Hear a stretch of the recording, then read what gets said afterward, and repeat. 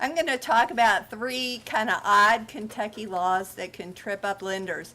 And there's a lot of weird Kentucky reality TV these days.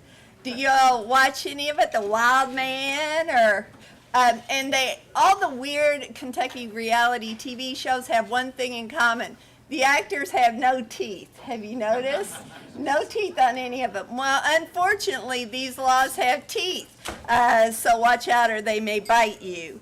The first thing we're going to talk about is mobile homes. I do a lot of things. I do commercial litigation. I do foreclosures. I do bankruptcy, Chapter 11, all kinds of bankruptcy work for secured creditors. But another thing that I do is I represent title companies in mortgage litigation. And I probably handled 100 title company defense cases trying to defend mortgages in the past 3 years. In those cases, half of them involve mobile homes because nobody can get it right with mobile homes in Kentucky. And the reason is because a mobile home is a titled vehicle in Kentucky. And no matter what it looks like, no matter what, it's a titled vehicle.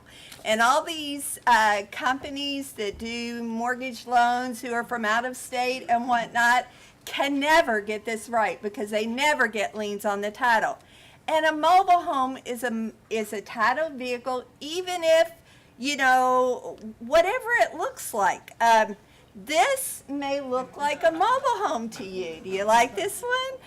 This picture may look like a mobile home. But how about this? Like that one? Raised up, garage underneath. Does this look like a mobile home to you guys?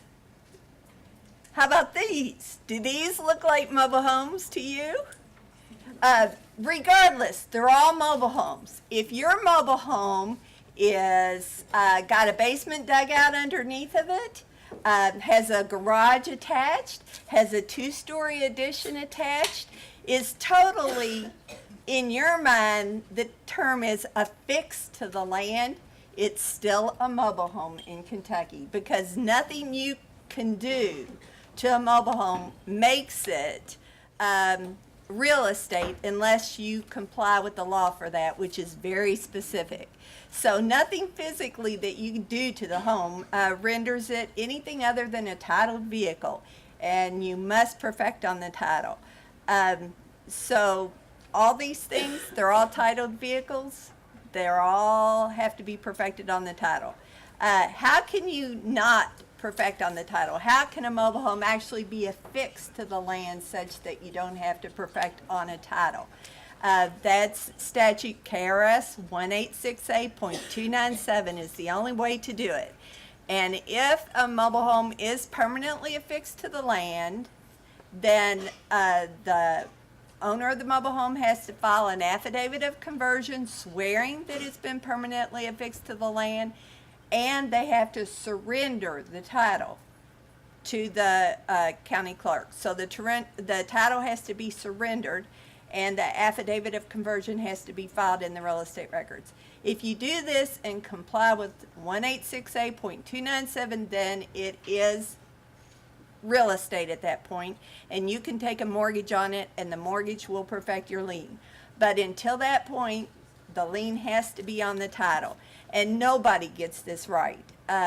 So it doesn't matter how physically affixed it may be. If you haven't complied with the statute, it's still a titled vehicle, and then you still have to have your lien on the title. Okay, that's our first weird law.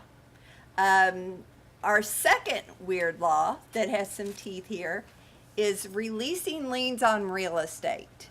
In Kentucky, we have a specific statute that requires you to release liens on real estate within 30 days after the mortgage is paid. So within 30 days after the mortgage is paid, the lien has to be released. If it doesn't get released, you're going to be subject to some pretty steep penalties. The penalties are eye-opening. $100 a day. $100 a day for not releasing the mortgage. Now, the good news is that under KRS 382.365, which is the statute that provides for these penalties, the penalties do not begin to run until you've been given notice by your borrower that the lien has not been released. So they don't start running from when you fail. They start running from when you've received notice that you failed. So if you get a notice that you did not release a lien, act immediately. I have hundreds of judgments that I've gotten for lenders in Kentucky. I've been getting judgments for 30 years, and I file notices of judgment lien every time I get a judgment. So occasionally those judgments get paid. Imagine that. I mean, it's like, a miraculous event, but occasionally they do. And I release those liens, but every single time I get a call from a closing attorney that they're having a closing and I have a judgment lien filed of record and they want it released because they believe it's been closed, 90% of the time it hasn't been paid. And so I'm under no real duty. But, I'd say 99% of the time. But 1% of the time, it could be that I failed to release it. So I'm act on those instantaneously. I get one of those requests, I act on it right away. And the bank has to act on it right away too if they find out, or if someone notifies them that a lien has not been released that should have been released, because you don't want to pay $100 a day. And we've had several of these lawsuits. So that's the second weird law. The third weird law that you need to be aware of is a new one, KRS 367.390. And this applies only to consumer transactions. So if you only make commercial loans, you can Z out on this. But if you make any consumer loans at all, you need to know about this law. This law basically outlaws balloon notes. What it says is that if there is any installment due on a consumer note that is more than 2 times the size of any other installment, the lender must refinance at terms no less favorable than the terms of the original financing. So basically, if you have a balloon note and it comes due, if it's a consumer note, you have a duty to refinance it at terms no less favorable. I was shocked. I didn't know this statute had been enacted. And one of our young lawyers, I think maybe it was Brian Pollock or Bennett, who are in the room, sent me this. I said, "You're kidding." I mean, we've had balloon notes forever. I can't believe they've outlawed it. But it is only for consumer transactions.